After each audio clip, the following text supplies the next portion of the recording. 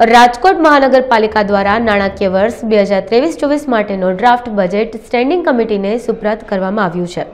ત્યારે 101 કરોડ રૂપિયાનો કરબોજો રાજકોટની જનતા ઉપર થોપવામાં આવ્યો છે। બીજી તરફ રાજકોટ મહાનગરપાલિકાના મ્યુનિસિપલ કમિશનર અમિત અરોરાએ જણાવ્યું હતું કે જે બજેટ રજૂ કરવામાં આવ્યું છે તેમાં નવી લાયન સફારીની સાથોસાથ નવા મુખ્ય માર્ગો પણ બનાવવામાં આવશે અને પ્રથમ વખત એન્વાયરમેન્ટ સેસ પણ લાગુ કરવામાં આવેલો છે। કરબોજોને લઈ તેઓએ જણાવ્યું હતું કે છેલ્લા અનેક વર્ષોથી વેરામાં કોઈ વધારો કરવામાં આવ્યો નથી, જેના ભાગરૂપે જે વેરો છે તે વધારાયો છે। રાજકોટ શહેરવાસીઓને વ્યવસ્થિત માળખાગત સુવિધાઓ એક ઇઝ ઓફ લિવિંગ સાથે આપી શકાય અને શહેરના દરેક વિસ્તારના સર્વાંગી વિકાસ થાય તે હેતુથી આજે ડ્રાફ્ટ બજેટ રાજકોટ મહાનગરપાલિકાની સ્ટેન્ડિંગ કમિટીને સુપ્રત કરવામાં આવ્યું। બજેટનું કુલ કદ 2587 કરોડ છે। એમાં કુલ 1600 કરોડના કેપિટલ કામો અમે સૂચવવામાં આવ્યા છે। જે આપણે એસેટ્સ ક્રિએટ કરીએ છીએ એની ઓએનએમની લાયબિલિટીઝ વખતો વખત વધે છે, કારણ કે જેટલા એસેટ્સ આપણે ક્રિએટ કરીએ છીએ એની જાળવણી ખૂબ જ જરૂરી હોય છે।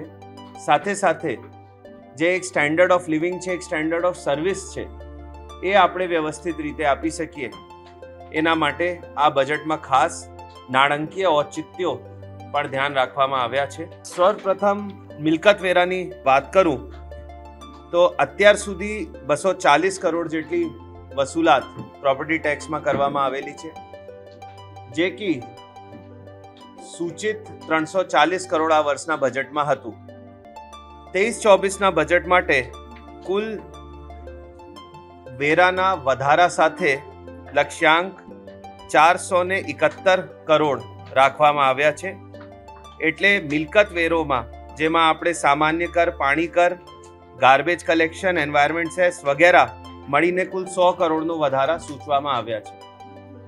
સાથે સાથે કુલ અન્ય વેરો 90 કરોડ જેટલું રાખવામાં આવ્યું છે। એમાં વ્યવસાય વેરો કે વાહન વેરોમાં કોઈ વધારા કરવામાં આવેલ નથી, પરંતુ ખાલી પ્લોટ પરનો ટેક્સ છે એમાં વધારો કરવામાં આવ્યું છે।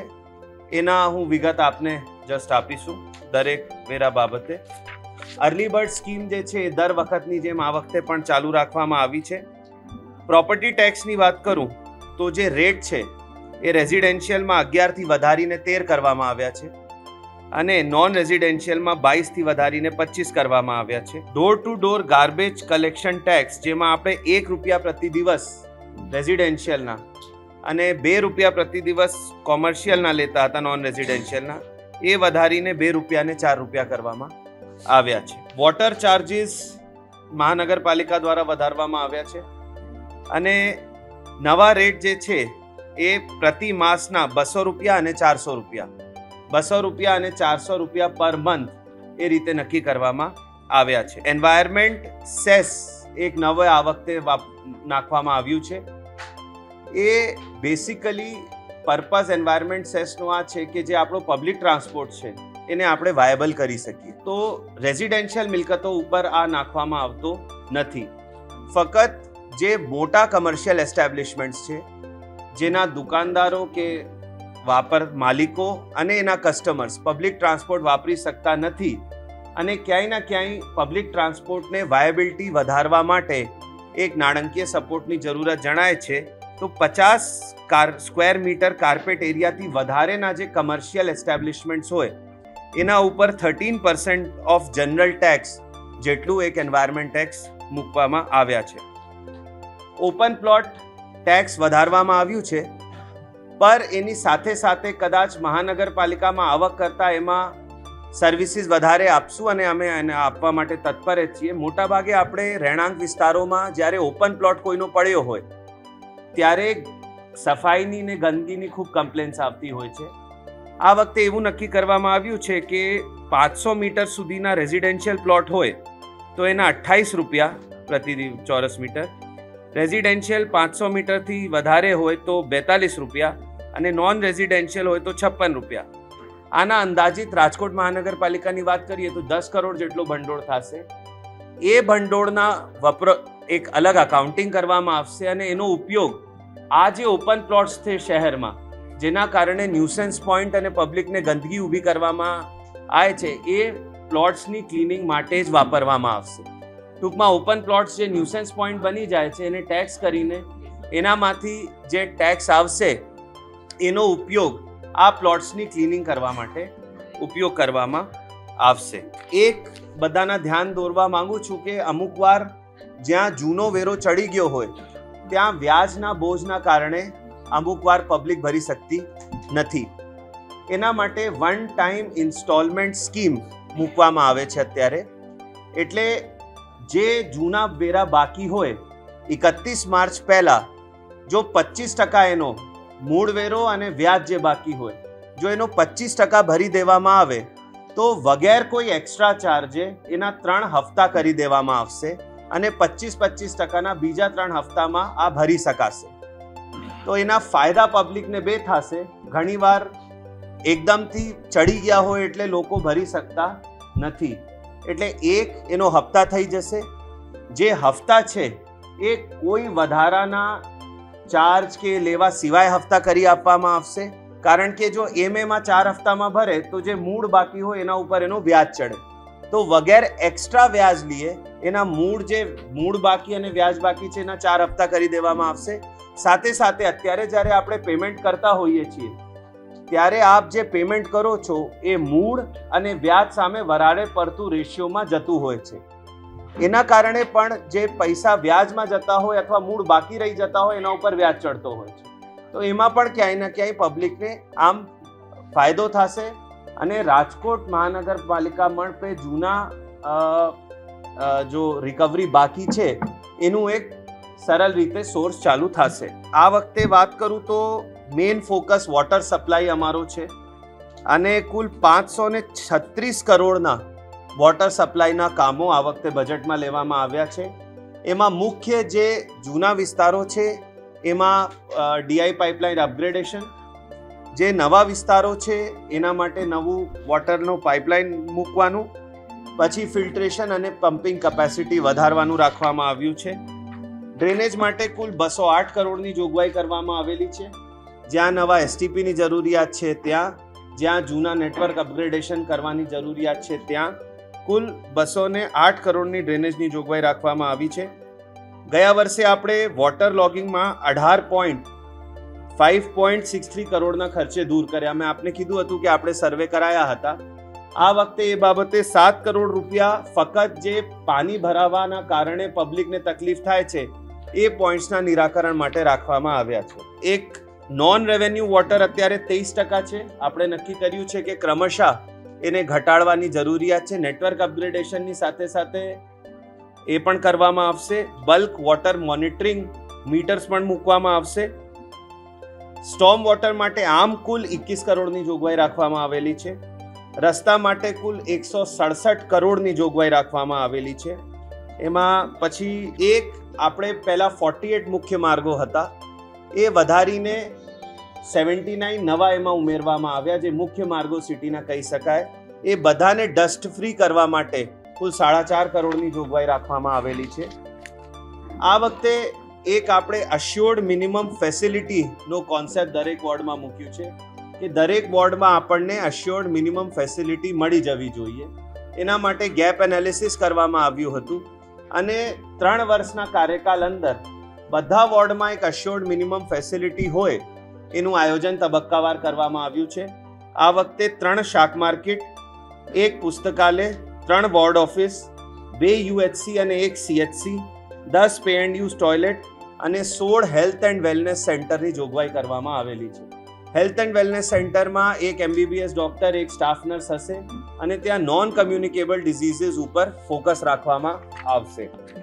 નવા 7 બગીચાઓ મૂકવામાં આવ્યા છે. સીએનજી બસ આપણે ટોટલ 100 આ વર્ષના એન્ડ સુધી કરીશું. એના આ નાણાકીય વર્ષ પૂરું થતા પહેલા જે ગયા બજેટની 50 બસીસ હતી એનો વર્ક ઓર્ડર અપાઈ જશે.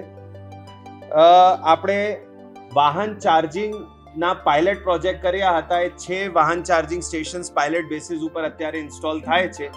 એની સાથે સાથે પીપીપી મોડ ઉપર મિલકત વેરામાં છૂટ આપીને કઈ રીતે પીપીપી મોડ ઉપર ચાર્જિંગ સ્ટેશન વસાવી શકાય એ રીતનો પોલિસી કરવામાં આવશે.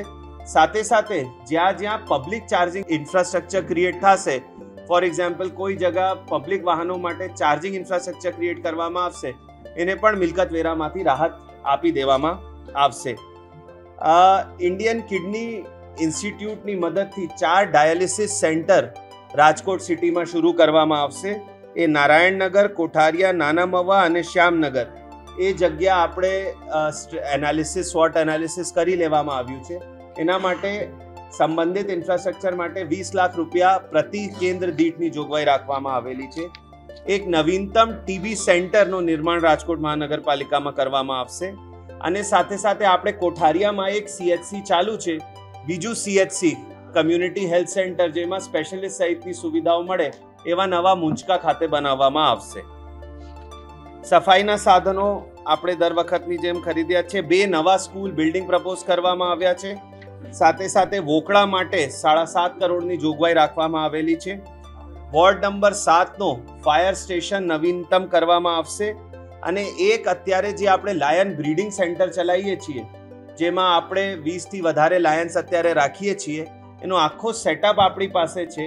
તો એને એક પબ્લિક માટે યુઝફુલ થાય, પબ્લિક માટે પણ એક સ્થળ મળે, એના માટે એને અંદાજે 20 હેક્ટેરમાં લાયન સફારી પાર્કમાં કન્વર્ટ કરવામાં આવશે.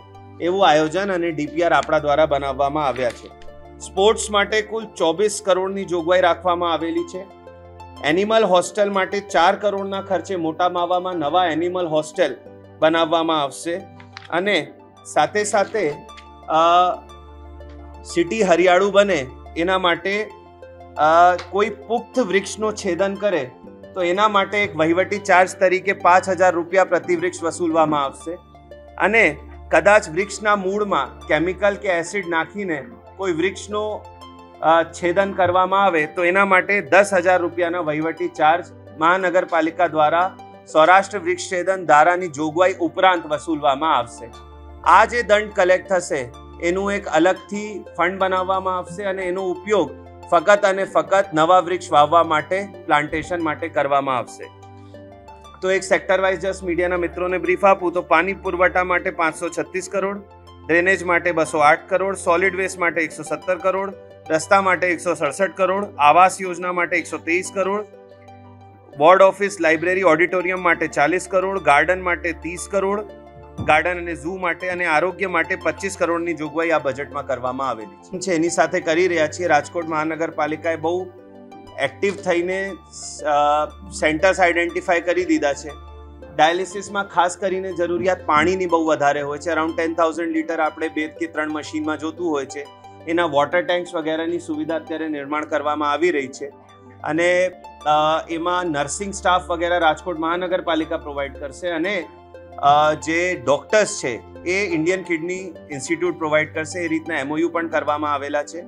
એટલે આ રીતની હું માનું છું કે બેસિક ઇન્ફ્રાસ્ટ્રક્ચર સ્ટાર્ટ થાય એટલે આપણે IKDCની પાછળ વહેલી તકે આ શરૂ કરાવી દઈશું. પહેલી ચીજ તો વોટર ટેક્સમાં આપણે 3 ગણા રીતે કદાચ કહી શકાય, પર આ 2008 પછી કરવામાં આવ્યા છે. નહીં જ્યાં સુધી વોટરની વાત છે તો આપણે ધ્યાન મૂકવું કે GWSSB થી જે પાણી લઈએ છીએ 6 રૂપિયા પર કિલોલીટરના ભાવથી લઈએ છીએ અને વોટર ટેક્સ 2008 પછી સુધારવામાં આવેલા નથી. અને આમ જોઈએ તો આપણે 200 રૂપિયા મહિના એક ઘરથી લઈ રહ્યા છીએ, જો કે બહુ વધારે ન કહેવાય. હું ફરી આપને કહું, આ વ્યાજ માફીની સ્કીમ નથી.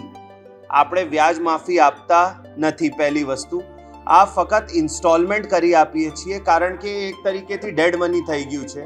વધારે હોય એટલે પબ્લિકે ભરી શકતી નથી, મહાનગરપાલિકાને આપતી નથી.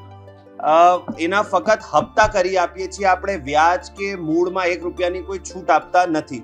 બીજું, જે નિયમિત ભરે છે એના માટે આપણે દર વખતની જેમ પ્રોત્સાહક સ્કીમ છે, જેમાં આમ જોઈએ તો 22% કે 27% સુધી જો મહિલા કરદાતા હોય ત્યાં સુધીની રાહત મેળવી શકે છે. એટલે જે નિયમિત કરદાતાઓ છે એના માટે અર્લી બર્ડ સ્કીમ આપણી જે જૂન સુધી ચાલે છે આ વખતે પણ અમલમાં છે. નહીં, અત્યારે આપણે જ્યાં સુધી હું સમજુ છું કે આપણે પાશ્ચાત્યવર્તી અસરથી કોઈ સ્કીમ આ વસ્તુમાં ન નાખી શકીએ. એટલે આપણે અત્યારે આ આજથી જ્યારથી આ બજેટ જાહેર થશે અને એ જો મેઇન બજેટમાં અપ્રૂવ થશે પછી જ ઇમ્પ્લિમેન્ટ થઈ શકે. અત્યારે ડ્રાફ્ટ સ્ટેજે છે એટલે ઇમ્પ્લિમેન્ટ થાય પછી જ મંજૂર ઇમ્પ્લિમેન્ટ થઈ શકે. એવી જોગવાઈ હોય છે કે મિનિમમ 10 હેક્ટર્સનો સ્પેસ હોવું જોઈએ અને એ ત્યારે જ ચલાવી શકો જ્યારે આપણા ઝૂની સાથે કન્ટિગ્યુઅસ હોય. કારણ કે એમાં જે આપણે આનો આખો ડીપીઆર બનાવડાયો છે, જે રિક્વાયરમેન્ટ છે એ ત્યારે જ ફૂલફિલ થાય જ્યારે આ ઝૂથી અડીને હોય. આપણે ઝૂથી સેપરેટ કેમ્પસ ન કરી શકીએ. એટલે પ્રદ્યુમન પાર્ક પાછળની જે જગ્યા છે એની બધી માપણી આપણે કરાવી છે, ત્યાં આપણી 20 હેક્ટર થઈ જાય છે. એમાં આપણે પ્રપોઝ કર્યું છે. બિલકુલ, કારણ કે લાયન્સને અત્યારે આપણે મેન્ટેન આખું કરીએ છીએ, એનો મેડિકલ ખર્ચ ખાવાથી વધારે બધું જે વસ્તુ છે આપણે કરી રહ્યા છીએ. તો એમાં થોડું કેપિટલ ઇન્ફ્રાસ્ટ્રક્ચર નાખીને આ લાયન્સને પણ આપણે કમ્ફર્ટેબલી રાખી શકીએ, એક વ્યવસ્થિત જગ્યા આપી શકીએ અને પબ્લિકને પણ એમાં થોડું સારું થાય. નહીં, આપણે પછી એને CZAની પરમિશનથી જ કર્યું છે. ડીપીઆર પણ આપણે CZAમાં જ મોકલવાના છે.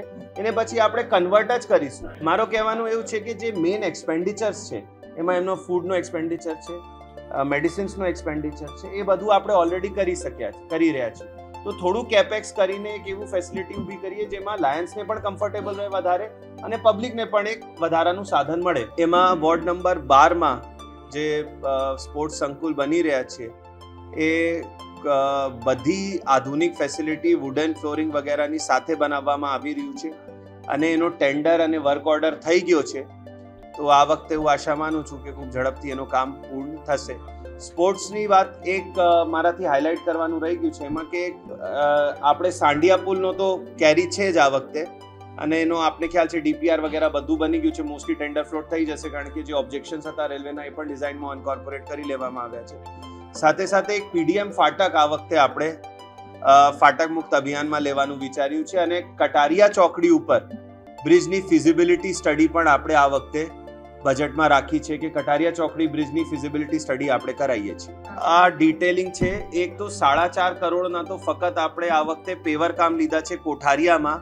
જે મેટલિંગ ગયા વર્ષે આપણે કર્યા હતા એમાં 4.5 કરોડનું ફક્ત મેટલિંગ લીધા છે. એના સિવાય અમુક ડિઝાઇન રોડ પણ લેવામાં આવ્યા છે. સાઈબાબા સર્કલથી નેશનલ હાઈવેમાં કુલ 6 કરોડ, વોર્ડ નંબર 18માં સોલવંટ ફાટકમાં કુલ 8 કરોડ, એ રીતના રસ્તાની જોગવાઈ પણ ત્યાં કરવામાં આવેલી છે. એની સાથે સાથે 4.5 કરોડના જે મેટલિંગ કરેલા રસ્તા છે એના ઉપર પેવર કામ. વોટર કનેક્શનના મને ખ્યાલ નથી, પર પ્રોપર્ટી ટેક્સ બીજા કોર્પોરેશનના અમે જોયા હતા. એનો ફેક્ટર જે આપણા 11 અને 22 છે, મોસ્ટ ઓફ ધી કોર્પોરેશનમાં 16 થી માંડીને 30 સુધી છે. એ એકચ્યુઅલી વહીવટી છે એટલે એ આપણે વહીવટી ઓર્ડર કરતા હોઈએ છીએ. આ વખતે રખડતા ઢોરની સમસ્યા માટે આપણે કુલ 9 કરોડ બજેટમાં રાખ્યા છે. એમાં 2-3 વસ્તુ છે. એક તો મેં આપને કીધું 4 કરોડના ખર્ચે મોટા માવામાં બહુ મેજર આપણે એનિમલ હોસ્ટેલ બનાવશું. એની સાથે સાથે રોણકીમાં જે ટેમ્પરરી એનિમલ હોસ્ટેલ ચાલે છે એનો અપગ્રેડેશન, પછી કોઠારિયામાં જે એનિમલ હોસ્ટેલ છે એનો અપગ્રેડેશન અને એક્સપેન્શન, એ બધી વસ્તુ લેવામાં આવેલી છે. એટલે આપણે જે અત્યારે 2400 જેટલા ઢોર હોલ્ડિંગ કેપેસિટી છે એ પણ વધારવામાં આવશે. આનો એક ડીપીઆર આપણે બનાવડાયું છે. આપણે કન્સલ્ટન્ટ રાખીને જેટલું ત્યાં રબિશ પડ્યું છે એનો એસ્ટિમેટ પણ કરી દેવામાં આવ્યું છે કે કેટલા ટન કચરો ત્યાંથી છે, ઉપાડવા પડે તો ઉપાડીને ક્યાં લઈ જવા, એમાં નજદીકમાં ખાણો કઈ પડે છે એનું પણ એનાલિસિસ કરવામાં આવ્યું છે. આ નાણાકીય વર્ષ પૂર્ણ થતા પહેલા मोस्टली एनो टेंडर पण फ्लोट થઈ જશે. नहीं, इलेक्ट्रिक बस मैं आपको बताऊं, last budget we had committed 100 electric buses. उनका वर्क ऑर्डर दे दिया गया है. मार्च से उनकी डिलीवरी शुरू हो जाएगी. उनके लिए नया चार्जिंग स्टेशन पण 7 કરોડના ખર્ચે અત્યારે સ્માર્ટ સિટી એરિયામાં બની રહ્યા છે. એટલે ઇલેક્ટ્રિક બસીસ પછી હવે electric buses are air conditioned buses and their capacity is relatively low. So two options. One, એક may be relatively non air condition options જે એ માર્ગો ઉપર જ્યાં કન્જેશન વધારે છે અને એક સિંગલ પોઈન્ટ ઓફ ફેલિયર બસીસમાં ના હોય એના માટે ફ્યુએલ એનર્જી પોર્ટફોલિયો ડાયવર્સિફિકેશનની પણ અત્યારે સરકારશ્રીની ગાઈડલાઇન્સ છે. તો 100 CNG બસીસ આપણે કરીશું. એની રેટ ડિસ્કવરી, એ એક્ઝિસ્ટિંગ મોડલ લેવા કે કસ્ટમાઇઝ મોડલ લેવા, એ બધી સ્ટડી આપણે સેપ્ટને સાથે રાખી પણ કરેલી છે. અમદાવાદનું મોડલ પણ આખું સ્ટડી કર્યું છે કે આપણે કસ્ટમાઇઝ બસીસ બનાવવા અથવા આપણા જે એક્ઝિસ્ટિંગ મોડલ્સ છે એને લેવા. એનો રેટ પર કિલોમીટર ગ્રોસ કોસ્ટમાં anywhere between 40 to 48 rupees per kilometre પડે છે. એ બધું એનાલિસિસ, રેટ એનાલિસિસ પણ કરવામાં આવ્યું છે. એનામાં સીએમ બસની સબસિડી 12.5 રૂપીઝ આપણને મળવા પાત્ર છે. એટલે આ કરીને આખું મોડલ અમારો તૈયાર છે, पर 100 CNG buses we will be running in this financial year. See, इसमें एनिमल हॉस्टल के केस में location is also important, because आप समझिए ढोर उनको रखने हैं हॉस्टल में, उसके बाद रोज आके उनको दूना, दूध बेचना, तो अगर उस एरिया से दूर हो जाता है तो they are not able to sustain it. तो जहां जहां से ढोर की डिमांड आ रही है, प्लस लैंड इसमें ज्यादा चाहिए होती है, at least 10,000 square metre of land हम लोग को चाहिए होती है जब हमें एनिमल हॉस्टल क्रिएट करना होता है. तो वो लैंड अवेलेबिलिटी एंड लोकेशन देख के हमारे पास अभी मोटा मावा में अवेलेबिलिटी है, तो वहां बना रहे. આપણે મની રાખ્યા છે અત્યારે token, but I think we are more dependent on government. હા, આપણે અત્યારે 30 કેમેરાસ રન કરીએ છીએ. આ વખતે આપણે નવા જે વિસ્તાર ભળ્યા, હવે એમાં નવી ચોકડીઓ થાય છે. એના માટે પાર્કિંગ અને સીસીટીવી કેમેરા, એના માટે 50 લાખની જોગવાઈ રાખવામાં આવેલી છે. એમાં નવા ટ્રાફિક સિગ્નલ અને जहाँ कैमरा की जरूरियात हो ત્યાં कैमराज મૂકવા. रूटीन में 2 चीजें आपके ध्यान पे रखता हूँ मैं. फर्स्ट, इम्पैक्ट का कायदा आया है, अभी इम्पैक्ट में अर्जी ले रहे हैं. 1 सितंबर से सितंबर 2022 से पहले के जो बांधकाम है उसमें 50% पार्किंग अगर खुला हो तो as per impact act we are regularising it. एक पद्धति चालू है. साथे साथे रूटीन में આપણે 1 वीक 1 रोड ફરી ચાલુ કરીએ છીએ, જેમાં પાર્કિંગ ખુલ્લા કરાવીએ છીએ. સાથે સાથે હજુ જે કેસીસ ધ્યાનમાં આવે, ટીપી શાખા રૂટીન ડિમોલિશન ડ્રાઇવ્સ કરતી જ હોય છે. નહીં, એમાં અગાઉ કમ્પ્લીશન આપ્યા હોય ને પાછળથી કવર કર્યું હોય તો એનું પણ ચેક કરવામાં આવશે. અને આપ કહો કે વગર પાર્કિંગે કમ્પ્લીશન આપ્યા હોય તો એવો કોઈ કિસ્સા ધ્યાનમાં આવે તો જેને કમ્પ્લીશન આપ્યું હશે એની સામે કડકમાં કડક પગલાં અમે લેશું. આપણે પ્રવર્તમાન સ્થિતિ અને જ્યારે નક્કી કરવામાં આવ્યા હતા રેટ, એ ધ્યાને લઈને અત્યારની પરિસ્થિતિ જોઈને નક્કી કરવામાં આવ્યા છે. એમાં 2-3 વસ્તુ છે. એમાં અત્યારે જીઓ ટેગિંગની કાર્યવાહી ચાલે છે. આપણે 1.5 લાખથી વધારે પ્રોપર્ટીઝ જીઓ ટેગ કરી છે. હવે વેરામાં એક વસ્તુ આપ લોકોના ધ્યાને મૂકવા પૂછું. અત્યાર સુધી જે બિલની ભજવણીની પ્રોસિજર હતી એમાં મોટા ભાગે મહાનગરપાલિકાનો ફોકસ હંમેશા 1 લાખથી વધારે વેરો બાકી હોય એના ઉપર રહ્યા છે. જ્યારે બલ્ક ઓફ ધ પ્રોપર્ટીઝ એવી છે જ્યાં આપણે 25,000થી માંડીને 1 લાખ સુધીના વેરો બાકી હોય. આ વખતે એક ઝુંબેશ આવી કરીએ છીએ કે અમે અમારો ડેટાબેઝ ક્લીન કરી શકીએ. ઘણીવાર એવું પણ છે જૂનો ડેટાબેઝમાં કે બિલ્ડિંગ જૂની હોય, એ તૂટી ગઈ હોય, એની જગ્યા નવી બની ગઈ હોય, નવી બિલ્ડિંગની આકારણી થઈ ગઈ હોય અને જૂની બિલ્ડિંગ ચાલતી હોય, એના વેરા અને વ્યાજ ચડત રહેતો હોય. ઘણીવાર એવી પ્રોપર્ટીઝ છે એની ઇવન નલ કનેક્શન એવા છે જેમાં લખ્યું હોય સપોઝ ભીમાભાઈ કોમા રૈયા રાજકોટ. હવે એમાં પણ આકારણી થતી હોય અને અકાઉન્ટિંગ થતી હોય. મેં એટલા માટે મહેશભાઈ આપને કહું છું કે એ ડેટાબેઝ આપણે જો આ વખતે પણ 200થી વધારે સીલિંગ કર્યા છે. પહેલી વસ્તુ, આ પદ્ધતિ ચાલુ જ છે. બીજી વસ્તુ, આ વખતે મિલકત હરાજી પણ અમે કરીશું, એની પણ તૈયારી કરી રાખી છે. ત્રીજી વસ્તુ જે કીધું કે આખો રીડેવલપ, અને એના માટે એ સુધારવા માટે મેં આપને કીધું કે 2 વસ્તુ ચાલી રહી છે. એક તો જીઓ ટેગિંગ ચાલે છે પ્રોપર્ટીઝ, એમાં 1.5 લાખ મિલકત આપણી 5 લાખમાંથી કવર થઈ ગઈ છે, જેથી આપણે એક્ઝેક્ટ ખ્યાલ આવશે કે કોઈ બિલ છે તો એની પ્રોપર્ટી એક્ઝિસ્ટ કરે છે કે નથી કરતી. બીજું, જે હજુ ટચ નહીં થતી હતી મિલકત, એમાં ખાસ કરીને નાના પ્રોપર્ટીવાળા હતા જેનો 5,000થી લઈને 1 લાખ સુધીનો વેરો બાકી હશે, એના આપણે આ વખતે 180 ક્લાર્કની ટીમ બનાવી છે જે ઘરે ઘરે જઈને એપમાં એન્ટ્રી કરે છે. એને મળે છે કોઈ બિલ તો એના નંબર કે એડ્રેસમાં કોઈ ખામી હોય તો એ સુધારે છે. અને સાથે સાથે એમાં જ્યારે એનો નંબર એન્ટર કરે ત્યારે જ વોટ્સએપથી એને બિલ ડિલિવર થઈ જાય છે. તો આ બંને પદ્ધતિ સાથે ચાલે છે. વેરો વધારવા પણ જરૂરી હતો જે પ્રપોઝ કરવામાં આવ્યું છે, અને સાથે સાથે જે જૂના બાકીદારો છે એના સામે સ્ટ્રિક્ટ એક્શન લેવા, અને જે બિલ્સ કારકુની ભૂલના કારણે કે ડેટાબેઝ ક્લિનિંગના અભાવે બોલે છે એને ક્લિયર કરવાનું પણ જરૂરી હતો. એના માટે જીઓ ટેગિંગ અને આ હાઉસ ટુ હાઉસ સર્વે, 3 વસ્તુ અત્યારે ચાલે છે. આપણે પ્રયત્ન ઘણા કર્યા છે, હજુ કરીશું. એમાં આપને બસ ધ્યાને મૂકવું કે જ્યારે કોર્પોરેશનની યુટિલિટી હોય ત્યારે અમે જ્યાર સુધી વોટર સપ્લાય અને ડ્રેનેજ ન થઈ જાય અમે મેટલિંગ સિવાયનો રોડ કરતા નથી. અને અત્યારે જે ફરિયાદો કોઠારિયા અને અમુક વિસ્તારોમાંથી આવે છે એ ફરિયાદો સાચી છે, પર એનું મૂળ કારણ આ છે કે જ્યાર સુધી અમે ગટર અને વોટર સપ્લાય, જો કે DI line is a very capital intensive project, એ જ્યાર સુધી લાઈન આપણે નાખી ન દઈએ આપણે એના ઉપર પેવર કરતા નથી. હવે જે ખોદવાનો પ્રશ્ન આવે છે એ આવે છે ઘણી બધી બીજી એજન્સીઝ છે, સે ગુજરાત ગેસ છે, જે ડિમાન્ડ બેઝડ કરતી હોય. એટલે અમે એ લોકોથી વારંવાર વાર્ષિક એ લોકોનું પ્લાન માંગીએ છીએ કે તમે ભાઈ કયા વિસ્તારમાં લેવાના છો એ અમને કહો તો ત્યાં અમે તમારી લાઈન આવતા સુધી રોકાઈ જઈએ. પર ગુજરાત ગેસ હોય કે બીજી એજન્સી હોય એ લોકો ડિમાન્ડ બેઝ ઉપર કામ કરતી હોય કે પહેલી શેરીમાં જ્યાર સુધી કોઈ પાઇપ ન માંગે, કનેક્શન ના માંગે, એ લોકો લાઈન નાખવાના નથી. અને ત્યાં માંગે તો એ લોકોને નાખવી જ પડે, પછી રોડ ત્યારે જ બની હોય. અને એમાં પછી ડિમાન્ડના કારણે આપણે પણ ના પાડી શકતા નથી, કારણ કે ત્યાં એ લોકોને ટ્રંક લાઈન ના થાય તો આખો એરિયા ગેસ વગેરેથી અનકવર્ડ રહે છે. અંદાજે આપણને સ્વર્ણિમમાં 210 કરોડ જેટલા મળતા હોય છે અંદાજે. એમાં 195 કરોડ 201 કરોડ ગયા વર્ષે મળ્યા હતા.